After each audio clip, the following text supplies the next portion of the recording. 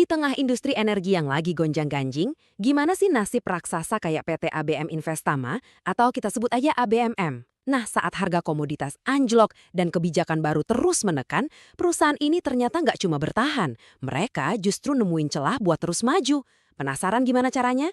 Oke, mari kita bedah mesin strategi mereka bareng-bareng. Biar gampang, kita bakal bedah ceritanya jadi 5 bagian utama. Kita mulai dari kondisi industri batubara yang lagi dihantam badai, terus kita intip mesin bisnis ABMM yang ternyata unik banget. Lalu kita lihat manuver mereka buat tumbuh, gimana kinerja mereka di bawah tekanan, dan terakhir, langkah mereka menuju masa depan yang lebih hijau. Oke, pertama-tama kita perlu paham dulu nih situasinya. Jadi seluruh sektor batubara itu lagi kena yang namanya badai sempurna. Ini tuh kombinasi pukulan ganda dari tekanan pasar global dan juga aturan-aturan baru yang makin ketat. Coba lihat angka ini, minus 69,6%. Ini artinya laba bersih mereka terjun bebas, hampir 70% cuma dalam setahun. Ini bukan sekedar angka di kertas loh, ini tuh kayak alarm kebakaran yang bunyinya kenceng banget, nunjukin betapa beratnya tantangan yang mereka hadapi. Nah, apa biang keroknya? Salah satunya, ya ini, harga batu bara dunia lagi anjlok. Indeks acuannya aja turun 14% di tahun 2024. Otomatis, pendapatan semua pemain di industri ini jadi ikut keseret turun. Ini faktor dari luar yang, ya mau gimana lagi, gak bisa mereka kontrol. Dan seolah-olah pasar yang lagi lesu itu belum cukup, muncul tantangan baru dari pemerintah. Namanya pajak karbon. Ini benar-benar ngubah aturan main. Karena untuk pertama kalinya, perusahaan harus memasukkan biaya dari polusi yang mereka hasilkan ke dalam hitung-hitungan untung rugi. Terus, dengan semua masalah tadi, gimana caranya ABMD bisa bertahan? Nah, disinilah rahasianya. Jawabannya ada di fondasi bisnis mereka yang unik banget. Sebuah mesin yang dirancang buat tahan banting. Kuncinya satu, ABMM itu bukan cuma perusahaan tambang biasa. Mereka ini arsitek dari sebuah ekosistem energi.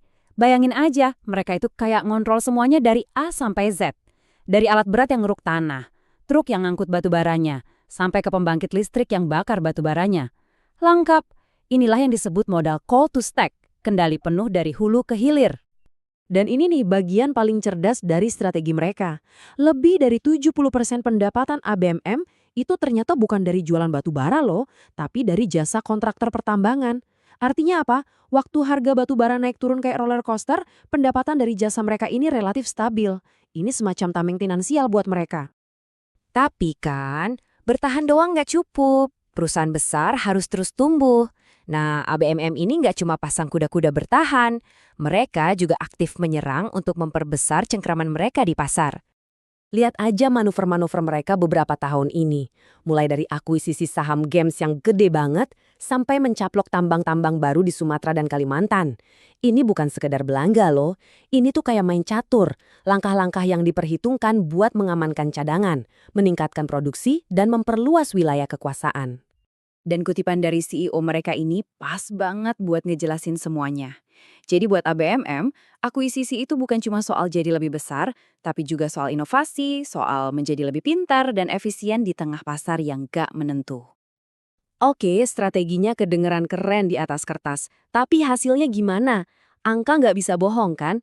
Yuk kita intip rapor keuangan mereka di tengah situasi sulit ini. Nah, datanya ini nunjukin dua sisi cerita. Iya benar, laba bersih sama dividennya memang turun. Itu kan efek langsung dari kondisi pasar yang emang lagi susah, nggak bisa dihindari. Tapi coba lihat pendapatannya, stabil di angka 1,2 miliar dolar. Gede banget, ini artinya fondasi bisnis mereka itu masih kokoh banget.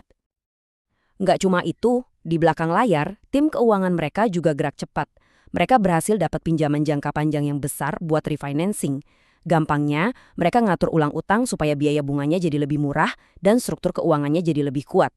Ini langkah proaktif buat mastiin kapal mereka tetap stabil ke depannya. Tapi kita semua tahu, profit hari ini bukan jaminan buat besok. Pertanyaan terbesarnya sekarang adalah, di dunia yang makin peduli lingkungan, gimana nasib perusahaan yang bisnis intinya batu bara? Bisa nggak mereka beradaptasi? Dan ternyata mereka nggak cuma diem aja. ABMM sudah mulai menanam benih untuk masa depan yang berbeda. Lihat aja, ada panel surya di lokasi tambang, ada pembangkit listrik dari limbah sawit, bahkan dapat penghargaan buat transparansi emisi. Ini adalah langkah-langkah awal mereka untuk bertransformasi, bukan sekedar pencitraan. Pada akhirnya, kita sampai di pertanyaan paling penting. Bisakah sebuah mesin yang dari awal diciptakan dengan dan untuk batu bara benar-benar berputar haluan untuk menggerakkan masa depan yang lebih hijau dan berkelanjutan? Nah, jawaban dari pertanyaan inilah yang bakal menentukan warisan ABMM. Apakah mereka akan jadi cerita dari masa lalu atau justru jadi pelopor energi di masa depan?